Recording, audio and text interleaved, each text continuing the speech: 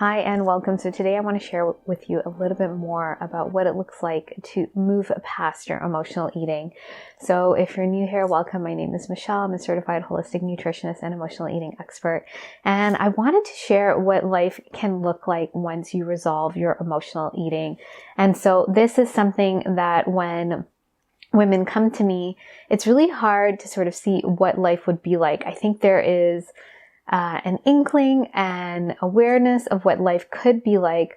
But if you've lived this way most of your life, it's really hard to see that. You just sort of want to be out of the pain. And that's totally understandable. You want to not struggle with food and not constantly be obsessing and just using all of your energy on micromanaging your, the way you're eating or the way you're thinking about yourself. And I totally get it. I was at the same point in my journey because I couldn't take the obsession and the control and the, just constantly being negative with myself. It was too much, but I didn't know what was on the other side. I had sort of a vision that I would just feel okay because finally I wouldn't think about these things anymore. And I just wanted relief. And sometimes that's all we think we want is just relief. But this pattern, it really does hold you back from so much more in your life because it seems as simple as you won't be obsessing about food, but it gives so many more benefits when you truly resolve this pattern and you move forward. So usually when clients or potential clients come to me, the place that they're at is that they have tried all the diets, they've tried all the plans, nothing is working, they obsess about food, they've probably been obsessing for decades, for years. Most of their life has been spent around this obsession around food and their body and being out of control around food and binging and hiding in shame. And it just feels like this is all their life is about whenever they're not sort of focused on something. And it's actually really amazing that they can move forward in their lives. Some of my clients are very successful. They're in these top positions that they can continue with their life when this takes up so much headspace, so much mental space. And so when your emotional eating is just consuming you, not just mentally, but it starts becoming something physically in the way in your body's health, in your body's weight, in your energy levels, when it becomes an issue with your relationships and your friends and your family because you feel like you're being criticized and you're sort of hiding and you don't know how to manage this and something's wrong with you, it becomes this bigger snowball effect. It's not just about, I'm eating well. It becomes about all of these other things. And so it's really important to acknowledge that emotional eating is a coping mechanism and it sort of takes over your life at some point. And when you feel out of control, sometimes that's the spot that, most women come to when they're in pain. And I wish it wasn't like that. I wish that, we would be really working with this preventatively and not even having this at all in our society, but it happens. And the majority of people are emotional eaters because we're just at that spot in our development as humans, I guess. But I want to share with you when you really deeply resolve this pattern. And of course, the women that I'm talking about are those that move through the emotional eating evolution program. I'm also going to put myself in there as well because this is based on my own journey. It's through my own journey, my own experience, my education, how I created this program and, the loopholes that I saw as I was trying everything else. And so on the other side of this, when we truly resolve this, is so much more connection to yourself, to food, to your body, to your emotions. Because if we really think about it, emotional eating, it is a coping mechanism and sort of wrapped up in it is this disconnect from food because we're using food, we're controlling food, and we're trying to restrict food, and then we're obsessing about food. There is this disconnection with our body because we're punishing it and pushing it and trying to make it conform to this certain box in an effort to gain some kind of happiness or acceptance. And the third area is really around our emotions where we dismiss them or we suppress them. We use food to soothe. We don't really know how to relate to them, not knowing how deeply impactful they are to us. So if we look at these 3 areas, we're coming in with this really not healthy relationship to either of them, and they're all mixed into the emotional eating pattern. And so when we start pulling it apart and we start really creating that healthy relationship to each of these aspects, and meeting our true needs in each of these areas, that's how we resolve the emotional eating pattern totally. So I'm going to say this because I love to talk about somatic meditations when I work with clients because they're very powerful, but we need more than that because I've had people do deeper work and still not resolve their emotional eating. We can say it's about the food, and so sometimes we have this connection to food, but if we're missing out and we're still in this pattern, we don't have that deeper connection and with our body. So they all play in. And so when we start really working through our emotional eating pattern and we resolve our relationship to these 3 areas, that's how we have the sustainable change. So what it looks like in terms of nourishing your body, it's not going to be an obsession. You're not going to be checking out every diet. You're going to really be connecting to your body. And there are key strategies in the program around digestion and how to connect to your body, and how to create meals that are going to optimize your digestion, which then boosts your mood, which then reduces your triggers to emotional eating. So you're now eating in a way that feels nourishing. You're going to feel satisfied with meals. You're going to feel energized after meals. You're not going to obsess. You're not going to be counting calories.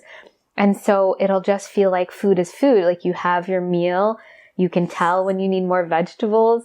You are drinking enough water. You're really connecting in, and you can discern and tell when you're more emotional versus eating out of true hunger.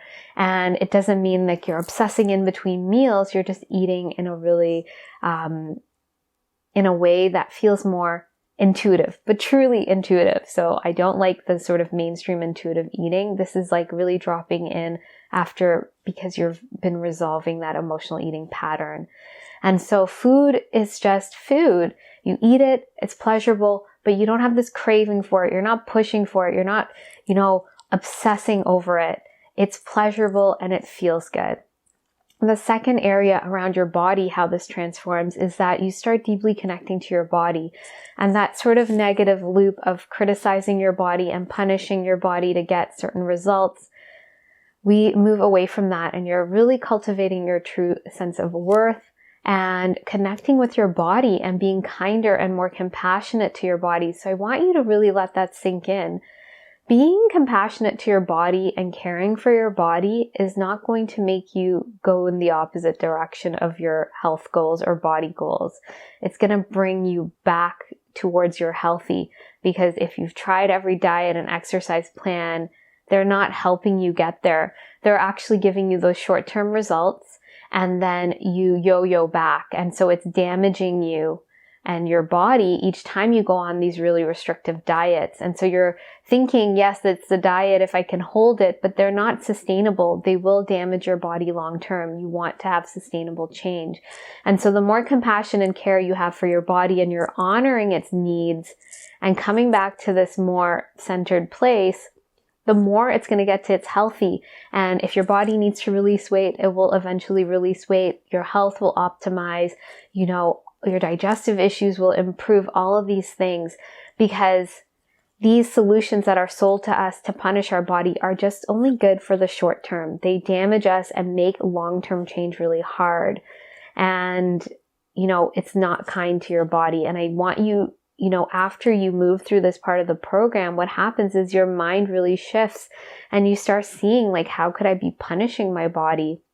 I need to be honoring my body. It's getting me from point A to point B.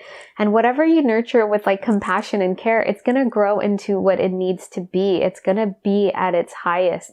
When you give yourself that acceptance, you're not going to push and punish yourself into trying to create this body that you most likely didn't reach or get to or even enjoy for the time you had it, if you did reach those, let's say, goals. And so the third area that is really important that transforms is your emotional well-being. And so if you've been feeling stressed every day, you're like constantly emotionally eating, you have triggers coming up, you feel out of control, this is where you start feeling at ease and peace not only in your mind, but in your body, because we're really getting into the root pattern of what's creating this loop going on and creating a new way to meet your needs. So we're actually truly meeting your needs. So you're not constantly going towards food to soothe yourself, and you're not sort of going into this out of control spiral. So you start feeling a lot more peace and ease. It's like food becomes food, your body is here, and your emotions are here, and things are very clear. And it clears up a lot of space. You start getting to that calmness in your body. You're not like running a million miles in your head. And over time, if your body needs to shift, it will start shifting to its healthy. You'll just start feeling, I had a client say just lighter. And that's not in terms of we weighed her. It's like a lightness of releasing all of these things, of feeling good, of having flow and digesting well and not being stressed out. Because all of the things that go along with the emotional eating pattern tighten our body, contract us, make us feel really crappy. And so we want the opposite. And when we start opening up this way, it leads to better relationships. We have more boundaries. And it's not, we're calculating it. We feel it because our body is talking to us. We're able to show up better as a parent and role model. We have more compassion and kindness to ourselves and to others because we start seeing what the true roots of this pattern are. And this also opens us up to feel more confident. We're not stressing. We don't have this struggle, and we can move forward in those goals that we want to. But it's so important to recognize that it's not just about not thinking about food or your body. And yes, you're going to feel confident around food and in your body, but there's so much more to look forward to as you move through this journey. If I hadn't resolved my emotional eating when I did, I wouldn't be the parent that I am today and be able to be there for my son in the way that I want to. And I wouldn't be able to go after the things that I wanted and, the career or the education. It's all important and what was really aligned for me. So this helps you come back to you so you can make the next best choice for you. So it's not about what's happening externally, because when we buy into everything externally and it's not right for us, it creates stress as well. And so in resolving your emotional eating pattern, you evolve. And that's why the program is called the Emotional Eating Evolution Program. It just sets you up to move through life in a completely different way. What we've been sold is really outdated. It is really about punishing ourselves and forcing and pushing. But that doesn't work, because if we're doing that to part of ourselves, part of us loses and part of us wins. And so we lose. We need a win-win situation. And so this is how we move forward really powerfully and resolve this pattern. So I thought I would share that with you as some insight. You can think about what life would be like after you resolve this pattern, or what it's actually creating in your life. What is happening in your life that's being created by feeling out of control around food and in your body, and how you feel out of control in other areas. That's really part of this bigger pattern that I see with clients. And when we start resolving it at this core root for you, it starts sort of going out to everyone, and you start to transform your relationships, your life, and yourself towards what you actually desire. So I hope this video has helped you see that. If you are curious about the Emotional Eating Evolution Program, you can find out more at the link below. I encourage you, if it's resonating with you and you're ready to commit, you can book in an emotional eating clarity call. So on the call, we find out more about you and what your goals are and how we can help support you. So I just want to say thank you so much for watching. Please be sure to like and subscribe if you haven't, and I look forward to sharing more with you, and I hope you have a great day.